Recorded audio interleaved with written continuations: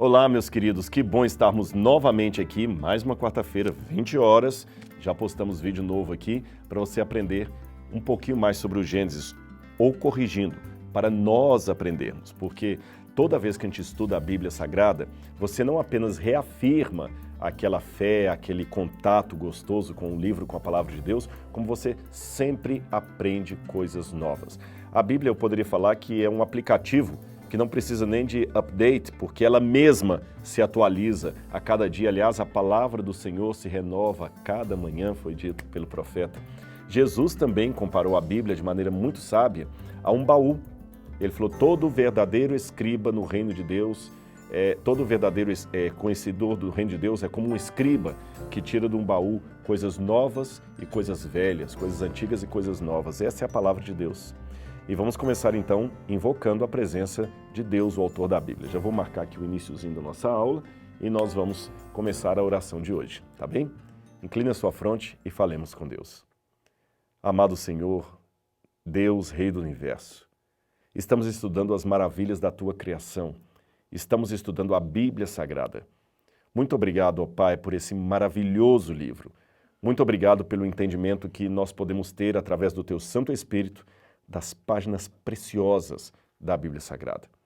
Que o Teu poder esteja conosco a cada instante, que a Tua graça inunde o nosso coração de amor e de atmosfera celestial, e que possamos, em breve, quando Jesus voltar, contemplar a beleza da Tua santidade. Dá-nos a Tua paz. Pelos méritos da cruz nós oramos. Amém. Amém, Senhor. Muito bem. Para começar a aula de hoje, eu quero mais uma vez fazer uma recapitulação aqui do que já vimos desses textos iniciais e como o livro do Gênesis é realmente rico. Você vê que nós já demos várias aulas e ainda estamos praticamente no primeiro e segundo capítulo do Gênesis. Você viu quanta coisa nós já estudamos aqui? Você já aprendeu nesse curso até aqui, como é que a gente vê a teoria da brecha, aqueles que acham que é uma separação entre Gênesis capítulo 1, verso 1 e verso 2. Você já viu sobre a hipótese documentária, aqueles que advogam a ideia de que o Gênesis tem múltiplos autores. Você já viu aqui como é o nome da Bíblia, do Gênesis, para os judeus, Bereshit. Você também viu como a palavra Reshit, em hebraico, tem vários significados. Lembra? Cabeça, primazia, primeiro, principal. Como Paulo aplica tudo isso ao Senhor Jesus Cristo, como surgiu o alfabeto e como Moisés, orientado pelo Espírito Santo, escreveu o texto naquela linguagem ali, naquela forma de escrita dos habitantes da Península do Sinai. Coisas maravilhosas da Bíblia Sagrada, ou seja, são informações que você, num outro tempo, teria que obtê-las fazendo um vestibular de teologia, se matriculando numa faculdade de teologia e assistindo isso em sala de aula presencialmente. E hoje são levadas aí à sua casa através dessa assinatura. Então, aproveitando o ensejo, eu acho que eu não peco em sempre pedir você para nos ajudar a divulgar essa plataforma. Aquelas pessoas que começarem agora a assinatura não estarão perdendo nada, sabe por quê? Ele poderá assistir às aulas anteriores, é só você assistir novamente. Se você quiser assistir também com alguém, sozinho, recapitular. Se você não puder assistir quarta-feira às 20 horas, quando sempre postamos conteúdo novo, você vai poder assistir em outras ocasiões. E essas aulas você ainda vai ter, já prometemos aqui, algumas surpresas, alguns brindes. Posso chamar assim para você, como um curso de introdução à língua grega, algumas ideias de como a Bíblia pode ser correlacionada ao dinheiro, às finanças. Ou seja, você vai ter um curso aqui completo, muito bom sobre a Bíblia Sagrada, um curso teológico. Agora, falando ainda da estrutura do Gênesis, eu tenho que recapitular um conceito e esclarecer alguns detalhes a mais. Eu falei que, ainda que o Gênesis fosse escrito em forma poética, o poema para os hebreus não tem aquele sentido de poema para nós, que só fala de coisas a partir de emblemas, de símbolos exagerados. Esses elementos podem também estar presentes na poesia hebraica, a hipérbole, a comparação, mas não são o elemento central da poesia hebraica. A poesia hebraica existe, eu falei em aulas anteriores, para dar importância a um determinado recorte do texto. É como se o autor colocasse ali na mão de quem está lendo uma caneta dessa marca-texto e toda vez que aparece uma coisa que sobressalta aos seus olhos como de maior importância, você grifa aquilo ali. E os autores bíblicos faziam isto, transformando aquela prosa em poesia. Contudo, a despeito disso, nós também mostramos que o Gênesis não é uma poesia, mas uma narrativa em forma de prosa, com elementos poéticos que tem justamente esta função, enfatizar uma verdade. Enfatizar uma verdade. Agora, isto colocado, nós devemos levar em consideração 3 coisas. Em primeiro lugar, descrição literal de uma cena, de um evento, de um episódio, descrição simbólica, poética, descrição simbólica, poética, e em terceiro lugar, descrição de senso comum. É importante você ter, assim, de maneira bem clara, esses 3 modos de descrição, porque eles farão uma grande diferença na maneira como nós lemos o Gênesis. Então, vou repetir para ficar bem fácil para você. Primeiro, a descrição literal, eu diria quase científica, de um evento, tá bom? Quando você descreve com um detalhe assim literal, isso aqui é desse jeito mesmo. Em segundo lugar, uma descrição poética. E em terceiro lugar, uma descrição de senso comum. Então, vou dar o exemplo do que eu quero dizer para você. Vamos começar comparando descrição de senso comum com a descrição científica, ou exata, literal. Quando você está escrevendo um trabalho científico, um texto para ser publicado numa revista indexada, num journal, como eles chamam em inglês, uma revista Qualizar, por exemplo, quem trabalha no mundo acadêmico sabe do que eu estou falando. Você tem o currículo Lattes e você tem que alimentar esse currículo Lattes com as produções científicas acadêmicas que você publica. Então, numa descrição comum, eu poderia falar assim, esse auditório que eu estou aqui, esse estúdio, é grande e espaçoso. Só que essa é uma descrição de senso comum e ela é um pouco subjetiva. Grande e espaçoso, para mim, pode não ser grande e espaçoso para alguém que está trabalhando numa TV maior, que está acostumado com um estúdio muito maior do que esse. Então, em linguagem acadêmica, científica, mais literal, eu não posso usar categorias subjetivas. Eu jamais descreveria o estúdio como grande e espaçoso. Eu descreveria assim, esse estúdio mede tantos metros de parede ao fundo, tantos metros de parede ou tantos metros quadrados de área construída. É assim que nós descrevemos. Então você vê a diferença. Grande e espaçoso é a linguagem do senso comum. Tantos metros quadrados de área construída é a linguagem literal, científica. Percebem? E a linguagem poética, como é que ela seria a descrição? Na linguagem poética eu poderia dizer, esse estúdio, para mim, é como o colo de uma mãe. Toda vez que eu chego aqui e venho trabalhar, eu respiro feliz e falo, foi para isso que eu nasci. Ora, colo de mãe não tem nada a ver com isso aqui. Essa é uma descrição romântica, poética. Então aqui eu apresentei 3 descrições do lugar onde eu estou. A descrição poética, a descrição física mesmo, acadêmica, científica e a descrição de senso comum. A descrição de senso comum e a descrição poética não são necessariamente um erro, mas elas não são literais, mas nem por isso são mentirosas, tá certo? E também não significa que na descrição poética e no senso comum eu não possa ter algo de literalidade. Ficou claro para você essa distinção? Ok. Assim colocado, nós devemos esperar que a Bíblia não vai trazer descrição científica como nós hoje entendemos por descrição científica, por uma razão muito simples. A Bíblia não foi escrita para ser um documento indexado, publicado num journal, categorizar de acordo com o MEC. Não foi esse o propósito com o qual Moisés escreveu o Gênesis. Eu, Rodrigo, por exemplo, eu tenho vários livros publicados e artigos também. E livros e artigos publicados para públicos diferentes. Se você pegar um artigo que eu escrevi para uma revista indexada, por exemplo, um artigo que eu publiquei recentemente para a USP, para tratar de uma datação que fizemos de um tablete com escrita cuneiforme que eu traduzi. A linguagem que eu uso naquele artigo publicado na USP é diferente da linguagem que eu uso num livro que eu escrevi para juvenis intitulado Eles Criam em Deus, ou um outro livro chamado Sentido Único, onde eu uso uma linguagem até assim, de adolescente ou de juvenil mesmo, para poder conversar com eles. É diferente a linguagem, mas não significa que no artigo eu falei a verdade e no outro eu menti, tá certo? Agora, se eu não tenho o objetivo de escrever um artigo que vai ser passado pelo peer review, que vai ser publicado numa revista indexada, eu não preciso usar toda a nomenclatura técnica que é exigente desse tipo de artigo. Aqui mesmo, ao dar essa aula para você, eu estou falando de muitas verdades técnicas, mas não estou usando linguagem técnica. Em linguagem técnica, eu não precisaria explicar o que é escrita cuneiforme, porque pressupõe-se que quem está lendo é um outro especialista, ou assistindo, é um outro especialista que sabe o que é linguagem cuneiforme, tá certo?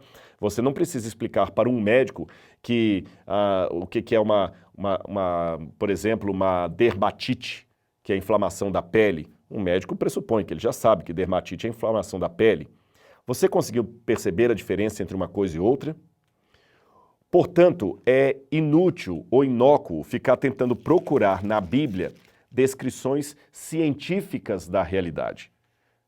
Não é porque a Bíblia não contém essas verdades, é porque ela não foi escrita com esse propósito.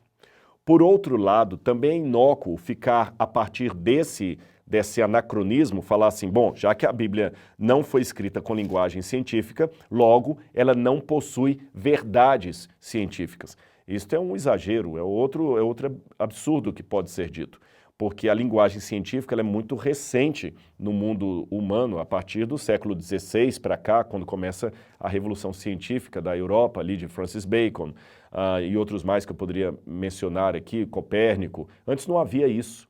Não havia isso. E Aristóteles está na base do conhecimento científico que você encontra ali a partir da modernidade. E Aristóteles não escreve com a linguagem científica que é exigida hoje pelas revistas Qualis.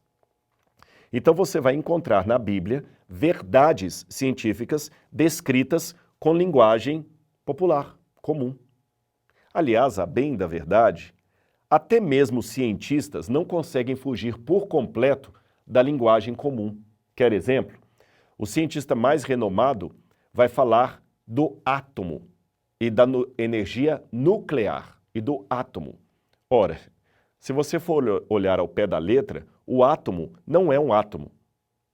Eu lembro quando eu aprendi pela primeira vez lá no oitavo ano que o átomo significa não divisível. E, de fato, em grego, a fórmula A é a negação, né? Theos, Deus. Atheos, ateu, que nega a Deus. Então, A é a negação. Tomos vem do grego tomei, que significa divisão. Então, atomei significa não divisível, porque eles pensavam, até ao princípio do estudo da física moderna, que o átomo era a menor partícula da matéria, que não podia ser divisível. Só que depois de Einstein, quando perceberam que o átomo pode sim ser divisível e que dentro do átomo existem os prótons, nêutrons e os elétrons e que o núcleo do átomo pode ser dividido tendo partículas subatômicas com uma energia tremenda, viram que seria errado chamar o átomo de átomo, porque ele é divisível.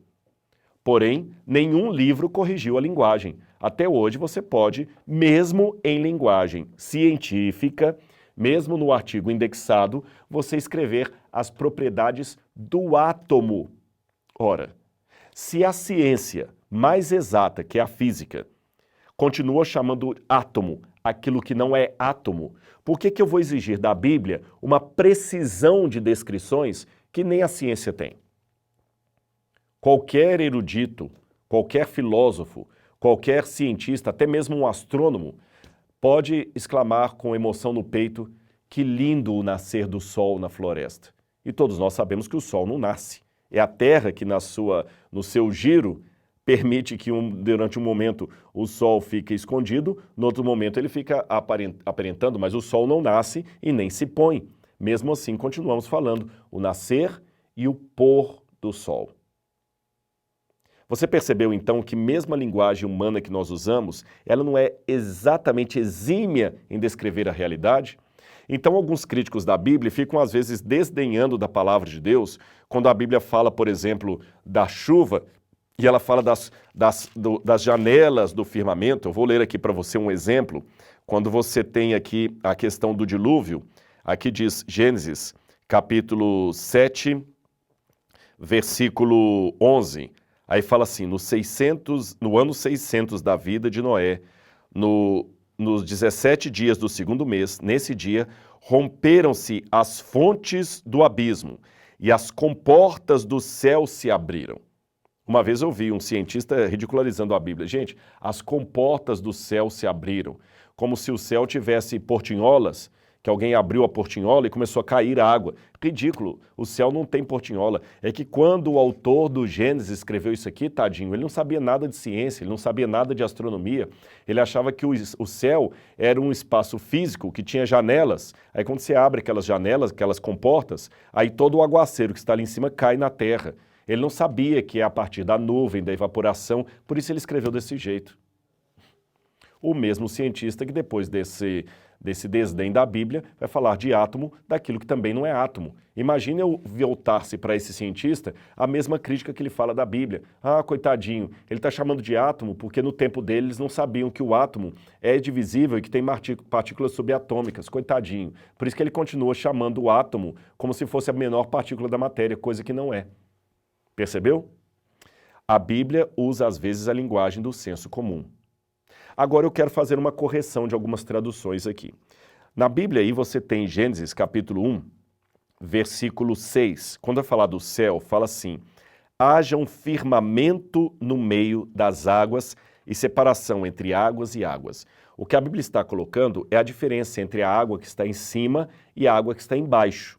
A água que está em cima está em estado gasoso, eu poderia dizer, ela está como vapor nas nuvens. E a água que está embaixo está em estado líquido, ela está na forma de oceanos, rios e fontes d'água e tudo mais. São essas águas que a Bíblia está falando. Então você tem a água em cima, tá bom? Em forma de vapor, e você tem a água embaixo em forma líquido. E entre esses dois ambientes, a Bíblia disse: e haja uma separação que Deus chama de firmamento. Aqui que está o problema, essa palavra firmamento. No hebraico, a palavra que aparece é raquia. Raquia. Raquia não é bem firmamento. Isso aqui foi um erro de tradução de São Jerônimo, que acabou continuando nas Bíblias, que Jerônimo traduziu por firmamentum, aí coisa firme. Eu vou explicar para você de onde veio esse erro de tradução. Olha aí na tela e eu vou mostrar um painel para você. É que no passado, muitos pensavam que esta era a ideia como o hebreu via o planeta Terra. É até possível dizer que eles descrevem a Terra de fato como sendo um disco plano. Mas calma, calma. Isso aqui não serve de apoio nem defesa para o pessoal da Terra plana, tá bom? Não pegue essa minha fala para defender a Terra plana, porque como eu falei, a Bíblia não foi escrita como um artigo científico. Então ela se vale das descrições humanas. Se a Bíblia fosse escrita nos tempos de hoje, ela também chamaria o surgimento do Sol de nascer do Sol, e eu não posso daí tomar uma doutrina e falar assim, não, o Sol de fato nasce. Por que você fala quando o sol nasce? Porque a palavra de Deus descreve amanhã como o nascer do sol. Se a Bíblia fala que o sol nasce, é porque ele nasce, ponto final. Essa leitura literalista da Bíblia ela é perigosa. São dois extremos. É uma leitura literalista da Bíblia com uma leitura simbólica demais da Bíblia. A Bíblia não pode ser tomada literalista nesse sentido, porque senão quando a Bíblia fala dos 4 cantos do céu, eu vou ficar procurando realmente que o céu tem 4 cantos. E até os terraplanistas têm um problema aí, porque afinal de contas a Terra é chata, ela é plana, tá bom. Mas ela é um quadrado ou ela é um disco? Se ela é um disco, como é que você explica os 4 cantos do céu? Jesus fala que quando ele voltar, os anjos recolherão os escolhidos dos 4 ventos, dos 4 cantos do céu. Olha, um disco de bolacha não tem 4 cantos. Ah, então ela não é um disco, ela não é um quadrado, ela é um disco. Como é que ela é? Percebeu? Então não posso ser literalista nesse sentido. Ah, porque Jesus falou dos 4 cantos do céu, então tem que ter 4 cantos. Não. Também não posso cair no extremo de achar que tudo é simbólico agora, nada é real. A Bíblia é uma descrição, uma narrativa histórica da realidade, e como qualquer narrativa histórica da realidade, ela contém símbolos. Por exemplo, eu aqui posso descrever para você uma coisa real da minha vida. Eu dei esse exemplo no passado. Se eu estou trabalhando demais, eu vou chegar aqui numa narrativa real da minha vida, eu vou falar, gente, eu estou trabalhando demais, eu estou com muitas aulas, muitos projetos, eu estou morto de cansado. Ora, mortos não se cansam. Então eu estou falando de uma coisa real, mas eu coloquei um elemento ali simbólico, morto de cansado, eu criei um exagero, tá certo? Nossa, mãe, hoje eu estou a fim de matar um. Calma, não procure, não coloque a polícia atrás de mim, me considerando um assassino. Quando você fala estou a fim de matar um, é uma forma de dizer eu estou realmente muito nervoso hoje. Não estou me aguentando, eu não estou me carregando. Percebem isso? Então a Bíblia, assim como os exemplos que eu dei, é uma narrativa histórica que contém elementos ali que são simbólicos. O gênio da interpretação cristã é você conseguir ver onde na narrativa bíblica existe o elemento simbólico e onde existe o elemento literal. Se você troca isso, aí realmente você fica criando sandices como essa ideia da terra plana, baseado na Bíblia Sagrada. Mas vamos voltar à imagem para você ver. Então, muitos veem a terra, sim, realmente, como plana, mas imaginavam que separando as águas de cima das águas de baixo, ficaria o firmamento, que seria uma cúpula, uma abóbada celestial em forma de metal, que separaria as águas de cima das águas de baixo. Se você olhar o desenho, você percebe que essa cúpula ela tem algumas aberturas, que seriam as comportas do céu. Então, quando essas aberturas se abrem, o aguaceiro que está em cima cai, inundando toda a terra. Por muito tempo entenderam que era esta a visão que o autor bíblico tinha do mundo. Mas estudos bem recentes, você pode até perguntar, Rodrigo, se está errado, por que ninguém traduziu nas Bíblias? É porque o que eu estou apresentando para você é um estudo bem recente, é coisa talvez de uns 6, 8, 10 anos para cá. Vários especialistas em hebraico olharam como a palavra raquia é usada na Bíblia e, com exceção de uma única vez no livro de Jó, raquia sempre significa expansão. Não tem a ideia de uma plataforma ou de uma abóbada firme feita de metal, tá bem? Então, há algumas Bíblias que já mudaram essa tradução. A versão que eu estou aqui, que é a Almeida atualizada, ela ainda está firmamento, mas há algumas Bíblias que trazem assim, e disse Deus, Gênesis 1, verso 6, haja uma expansão no meio das águas. E assim se fez. Essa seria a melhor tradução. Eu vou mostrar para você como é que está no original hebraico. No hebraico está assim, olha aí na sua tela. Você lê Vaiomer, que se diz e disse, Vaiomer, Elohim, e disse Deus, Yehi, haja, Merot, ve, raquia, Shamaim, haja luzes no meio do firmamento, que seria melhor, da expansão dos céus. Você viu que nesse caso aqui, a gente leu não o verso 6, mas o verso 14. E por que eu quero falar do verso 14? Porque aqui surge uma dúvida para muitas pessoas. Já expliquei a questão que firmamento, raquia, seria melhor traduzido por expansão celestial, expansão atmosférica. Mas o problema é que alguns perguntam assim, vem cá, peraí. No capítulo 1, versículo 3, Deus disse, haja luz. Mas no capítulo 14, no quarto dia, Deus disse, haja luzeiros no firmamento dos céus, que são o sol, a lua e as estrelas. Aí a pergunta legítima que aparece é a seguinte, vejam bem, se a luz existiu no primeiro dia, mas o sol e a lua e as estrelas só foram criados no quarto dia, que luz é essa que surgiu no primeiro dia? Essa é a primeira pergunta. Segunda pergunta, se o sol, a lua e as estrelas só surgiram no quarto dia, como que os dias foram demarcados antes disso?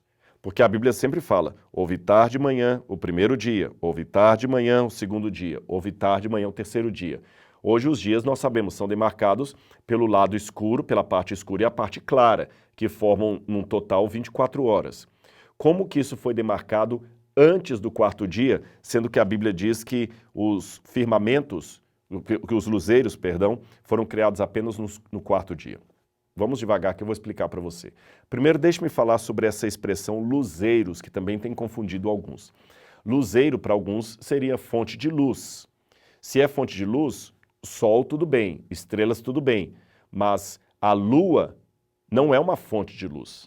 A lua reflete a luz do sol, então seria errado chamar a lua de luzeiros. Vamos voltar para o texto hebraico. No texto hebraico está a palavra, como eu falei com vocês, Vayomer Elohim Yeri Merot, que está no plural. Essa expressão Merot, em hebraico, é mais um portador de luz. Sabe? Um portador de luz. Por isso que eu coloquei aí na tela o símbolo de um sacerdote acendendo as velas da menorá. Tá vendo? Olha aí na tela e você vai ver. Olha, tem um sacerdote acendendo as velas da menorá. A menorá é aquele que suporta a luz, como se fosse um castiçal.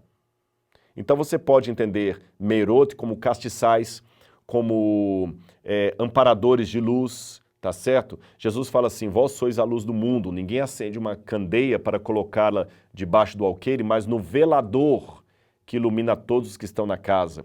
Então algumas lâmpadas na época bíblica, elas eram feitas de argila, de barro assim, você colocava o azeite aqui, acendia o pavio e para iluminar a todos que estão na casa, você tinha que colocar num aparador de luz, num luzeiro.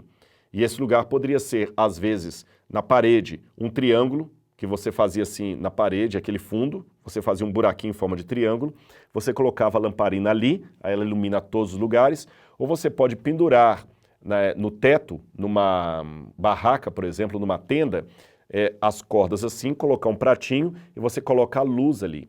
Então esse aparador da luz, no plural, é o Merot, aquele que sustenta a luz. Então o Merot pode ser tanto aquele que sustenta a luz como a fonte de luz, no sentido que, a partir do momento que ele está amparando a luz, é dele que a luz está partindo. Aí a lua fica incluída, porque a lua, se ela está refletindo a luz do sol, ela se torna os nossos merots celestiais ali, tá bem? Aquilo que sustenta a luz, que eles traduziram aqui por luzeiros. Agora, como é que nós podemos explicar esta aparição do sol só no quarto dia? Como os dias foram demarcados antes disso, se o sol é criado no quarto dia? E as estrelas também. Quer dizer, então, que a Terra foi criada antes do universo, porque aqui também ele fala das estrelas do firmamento. Quer ver? Eu vou ler para você Gênesis 1, 14 em diante. Que haja luzeiros no firmamento dos céus, para trazerem separação entre o dia e a noite. Ora, se os luzeiros existem para trazer separação entre o dia e a noite, como é que o dia e a noite foram separados antes? Sejam eles para sinais, para estações, para dias e para anos, e sirvam de luzeiros no firmamento dos céus, para iluminar a terra. Tudo bem que luzeiros já expliquei, Meirot, aquele suporte de luz. E assim aconteceu. Deus fez os dois grandes luzeiros, obviamente o sol e a lua, embora não sejam mencionados aqui. O maior para governar o dia, obviamente o sol, e o menor para governar a noite, e fez também as estrelas. E os colocou no firmamento dos céus para iluminarem a terra, para governarem o dia e a noite, fazerem separação entre a luz e as trevas. E Deus viu que tudo isso era bom. Poxa, se é assim então, parece que as estrelas do firmamento são posteriores à criação da terra. Só no quarto dia, como é que os dias foram marcados antes? Nós temos duas maneiras de explicar isso aqui. A primeira maneira seria entender que essa primeira luz, e há muitos rabinos judeus que assim entendem, que essa primeira luz que iluminou a terra era a luz divina da presença de Deus. E que essa luz da presença de Deus foi aquela que separou a luz das trevas. Perceba, esta é uma forma de explicar esse texto. Há duas. Eu estou dando a primeira, tá bom? A primeira forma de entender seria que a luz que iluminou a terra, a princípio, é a luz da própria presença de Deus. E que essa luz da presença de Deus demarcava o dia e a noite, porque separava a luz das trevas. E essa luz de Deus que aparece no começo, só um minutinho.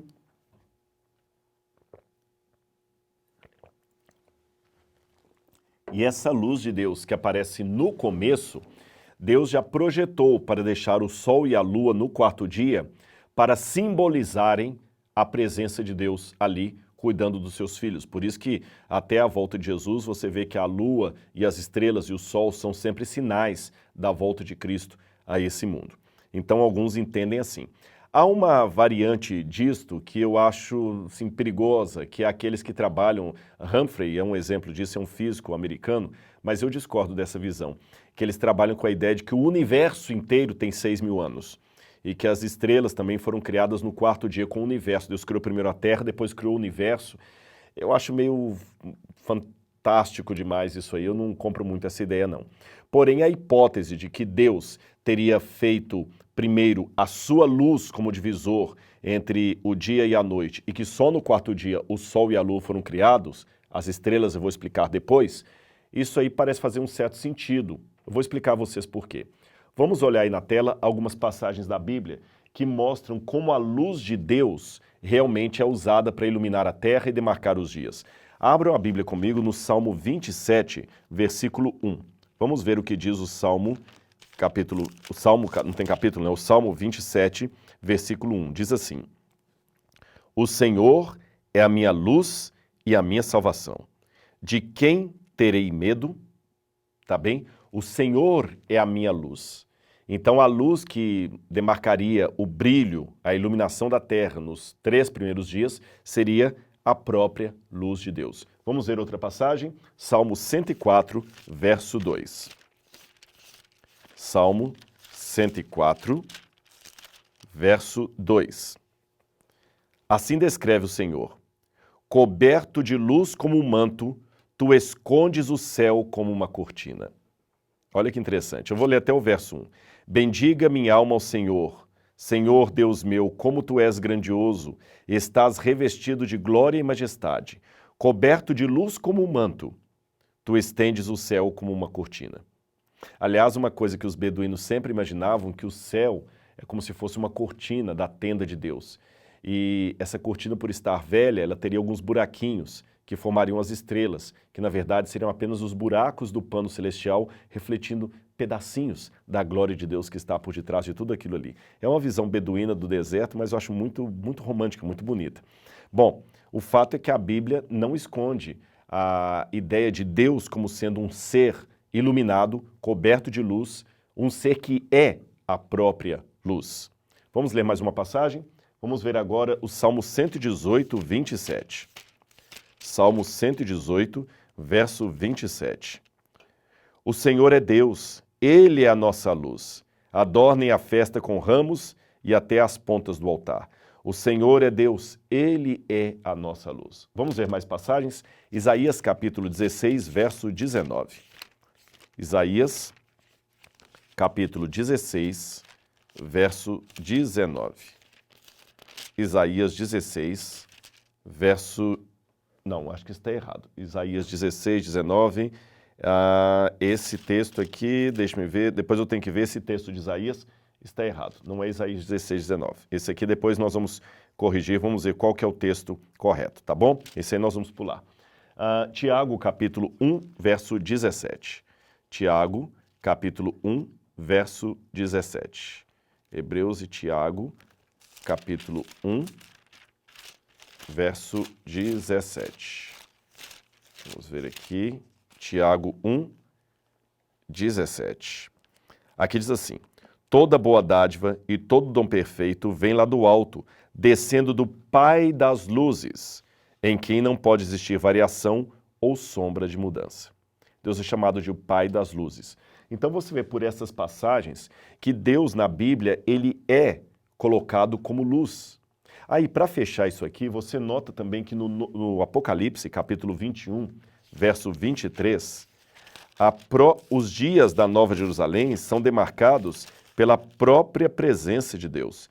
Apocalipse, capítulo 1, versículo 23, diz assim, falando da Nova Jerusalém que desce do céu, que está na terra, diz assim: a cidade da Nova Jerusalém não precisa do sol nem da lua para dar claridade, pois a glória de Deus a ilumina e o Cordeiro é a sua lâmpada.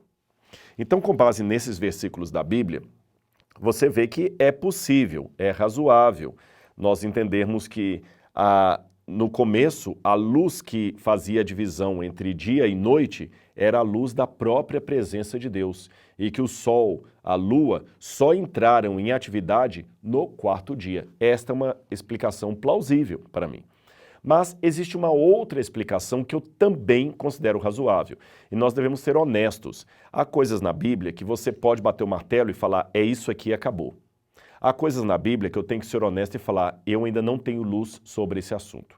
E há coisas na Bíblia que admitem mais de uma explicação e as duas são plausíveis. Eu também tenho que ser honesto. Não dá para ser dogmático naquilo que oferecem duas explicações, tá bom? Então, se você perguntar assim, Rodrigo, qual das explicações você gosta, a primeira ou a segunda? Eu jogo 50% de cada lado. Eu já deixei claro qual que eu não gosto, ou qual que eu não aprecio, que eu não vejo base. Aquela ideia de que o universo todo tem 6.000 anos. Isso é um absurdo. Mas essa primeira hipótese, ela é razoável, mas existe uma segunda explicação que alguns apresentam. A outra explicação seria de que o Sol, a Lua, foram criados no primeiro dia. Porém, alguma camada de vapores fez com que a atmosfera ficasse opaca até ao quarto dia, quando se tornou limpa o bastante para, do ponto de vista observável a partir da Terra, o Sol, a Lua e as estrelas pudessem ser contemplados. A apresentação do Sol no quarto dia apenas teria ainda uma justificativa teológica que se posiciona contrária à ideia popular egípcia de que o Deus Sol, Atom, seria o Deus primordial que cria o céu e a terra separando-os. O texto, portanto, desvia da atenção heliocêntrica dos egípcios para uma visão teocêntrica dos hebreus. Haja, neste caso, não seria uma declaração de criação inicial, mas uma declaração de aparência. É curioso que o verbo hebraico encontra-se no jussivo, que é o modo normal de fazer um pedido ou expressar um desejo. O sentido, portanto, seria que estejam os luminares na expansão para separar, e não como comumente se ler, haja luminares na expansão. Então, como a gramática hebraica permite essa leitura, que estejam os luminares na expansão, e esse que estejam não significa necessariamente faça-se o sol, que haja, que estejam os luminares, não podemos afirmar que Deus aqui criou o Sol e a Lua nesse mesmo dia, tá bem? Pode ser que eles apenas passaram a estar de maneira visível ali. Essa segunda hipótese também é razoável, ela não tem um monte de versículo bíblico que a ampara, mas ela não deixa de ter a sua razoabilidade. Deus criou no início a terra e havia um vapor opaco. E como é que eu sei que tem esse vapor? Porque aqui a Bíblia fala, no capítulo 2, versículo 6, diz assim, olha, mas uma neblina subia da terra e regava toda a superfície do solo. Não fala até que altura essa neblina regava a superfície do solo. Então pode ser que no começo, antes da criação do homem, havia uma neblina cobrindo a terra, e depois essa neblina foi se dissolvendo e da perspectiva da terra, no quarto dia, o sol começou a ficar visível. Sabe quando o dia está nublado? Você não vê o sol. Você não vê o sol, ele está lá, mas você não vê. O dia está nublado. Não estou falando de dia de chuva, um dia de nublado mesmo. Ele está nublado.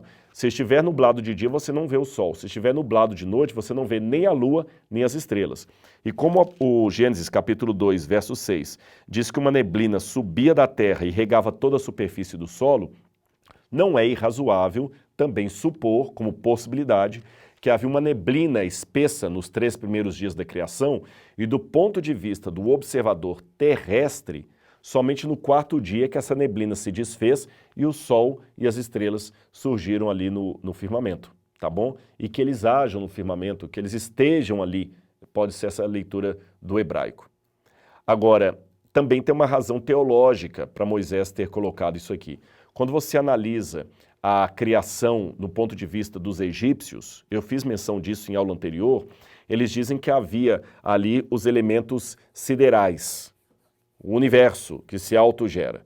Então, desses elementos siderais, surgiu Geb e Shut. Geb e Shut seria a terra e o céu. E da terra formou-se a porção seca, uma ilha. E nessa ilha veio o primeiro de todos os deuses, que seria Atom. Atom, o deus Sol. Então, para os egípcios, o primeiro deus, o criador de tudo que vem depois deles, é Atom, o Sol. Então, na mentalidade egípcia, você tem os elementos cósmicos, aí eles geram a porção seca, surge Atom, o Deus celestial, o Deus criador de todos os demais deuses, e esse Deus era o Deus mais adorado no Egito. Na mitologia egípcia, você tem também uma outra versão da mitologia egípcia, fala que havia dois deuses, ali, três deuses que foram criados, ou quatro, melhor dizendo. Você tinha Neftis, você tinha Ísis, você tinha Osíris e Set. Aí Set mata Osíris, Ísis chora a perda do marido, Set continua vivendo no mundo dos mortos e os dois, em conjunto, dão à luz a um filho chamado Horus. E Horus, para ascender como Deus supremo de todos os deuses, Horus acaba sendo identificado com quem? Com o Deus criador, Atom. Por isso que o Sol é a representação também de Horus. E quando o Sol está nascendo, ele é chamado de Khepri. Quando ele está no meio do Sol de maneira poderosa, ele é chamado de Deus Ra. E quando ele está se pondo, ele é o Deus Atom. Percebeu? Então Atom, Ra e Khepri, ou Horus, o Deus Sol, é o maior Deus dos egípcios. Por isso que eles faziam aqueles obeliscos ao Sol. Eles tinham muito a ideia de Ra, o Deus Ra, o Deus Supremo. Então, levando-se em consideração que os primeiros destinatários da obra de Moisés eram hebreus que ainda estavam por demais tomados da cultura egípcia, se Moisés colocasse o sol criado aqui no primeiro dia, eles poderiam fazer uma confusão entre a narrativa bíblica e a mitologia egípcia, achando que o sol de fato é supremo. Então Moisés acaba descrevendo o surgimento do sol apenas no quarto dia, para mostrar que, contrário à mitologia dos faraós, o Sol não é o primeiro ser a surgir e criador de todos os demais. Pelo contrário, houve coisas que antecedem a existência do Sol. É possível também nós trabalharmos isso. Mas você pode falar assim, Rodrigo, mas o texto diz, e fez as estrelas. É interessante que a expressão fez as estrelas, eu acho que eu não estou com essa parte hebraica aqui, mas eu cito para vocês. Não, as estrelas não estão aqui. Essa questão, e fez as estrelas, não está o verbo fez no original hebraico. E as estrelas, dando a entender que elas surgiram. Isso aqui foi um acréscimo que foi feito posteriormente, tá bom? Agora, partindo dessa narrativa aqui, da criação, como é que a gente pode explicar a existência do Sol e tudo mais, eu posso falar um pouquinho também sobre a criação do gênero humano. Mas para falar sobre a criação do gênero humano eu quero mais tempo, eu quero falar devagarzinho, porque eu vou trabalhar inclusive com uma problemática que muitos levantam. Sabem qual? Que a mulher é inferior ao homem na criação. Eu me lembro até hoje, quando eu estava numa igreja uma vez dando uma palestra, e pior que há crentes que acabam convalidando essa distorção da leitura da Bíblia. Eu me lembro que perguntaram, e olha que quando eu dei essa palestra, esse episódio que eu vou contar para você agora, isso foi há muitos anos, ainda não havia toda essa discussão do papel da mulher na sociedade. Ou melhor, deixe-me corrigir. Essa discussão com os movimentos feministas existe desde os anos 50, 60, mas não era tão assim patente ainda no público geral estas questões que hoje são tão pauta, sabe? De, por exemplo, misoginia. Uma palavra que hoje todo mundo conhece, misoginia, preconceito contra a mulher, mas se eu falasse misoginia no passado, ninguém sabia o que era isso. Feminicídio, palavras que não existiam. Então, nessa época, havia uma pergunta sobre a qualidade da mulher na igreja e tudo mais, e eu dei uma explicação ali, mostrando que, do ponto de vista bíblico da criação, a mulher está em pé de igualdade com o homem. Mas, meus queridos, você não imagina. Levantou um senhor de idade no fundo da igreja, ele falou assim, está errado o que você está falando, a mulher ela é inferior ao homem desde a criação, a mulher não deve mandar. Um discurso bem machista, completamente machista, com todos os requintes de machismo que você pode imaginar. Ele falou outras coisas mais, que a mulher foi feita para trabalhar, para submeter o homem, que a mulher não era para trabalhar, era para ficar dentro de casa, cuidando dos filhos, etc, etc, muita coisa dessa natureza.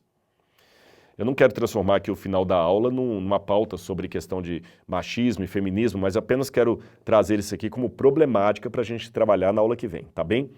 Aí, aquele irmão bravo, ele estava muito irado com a minha descrição da Bíblia, quando eu falei que o homem e a mulher foram criados em pé de igualdade, e ele jogou esse argumento, e é com isso aqui que eu termino a aula de hoje. Ele falou o seguinte, a prova maior que a mulher é inferior ao homem é que ela foi criada depois do homem.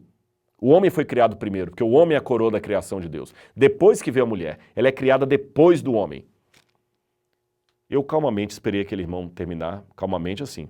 Respirei todo o fôlego que eu podia, porque a vontade, às vezes, quando uma pessoa é agressiva nas palavras, a vontade, às vezes, é responder na mesma agressividade. E você tem que ter um domínio próprio para não fazer aquilo, senão você acaba perdendo o diálogo. Eu falei assim, meu irmão, sabe o que o senhor tem razão? Eu estava sendo irônico, é lógico. A mulher, pela sua lógica, é inferior ao homem porque ela foi criada depois do homem.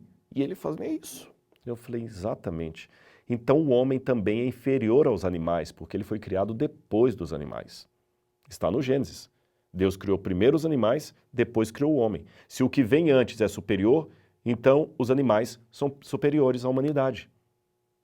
É justamente o contrário do que o senhor está entendendo. O que vem por último é que é melhor. O Gênesis vai tendo uma criação de ascensão, e quando culmina na mulher e depois da mulher no Shabat, existe uma ascensão nisso aí. Você quer ver isso no texto? Ficou curioso? Então vamos esperar até quarta-feira, tá bom? Quarta-feira eu vou mostrar como a mulher foi criada e qual o papel da mulher na criação. Será que ela foi criada realmente inferior ao homem? Por que a Bíblia fala que Deus criou a mulher para ser uma auxiliadora do ser humano? Será que só o homem foi criado à imagem e semelhança de Deus e a mulher não? O que significa a imagem e semelhança de Deus? Esse será o nosso assunto na nossa próxima aula, quarta-feira, às 20 horas, tá bom? Então eu aguardo você. Um abraço e até lá!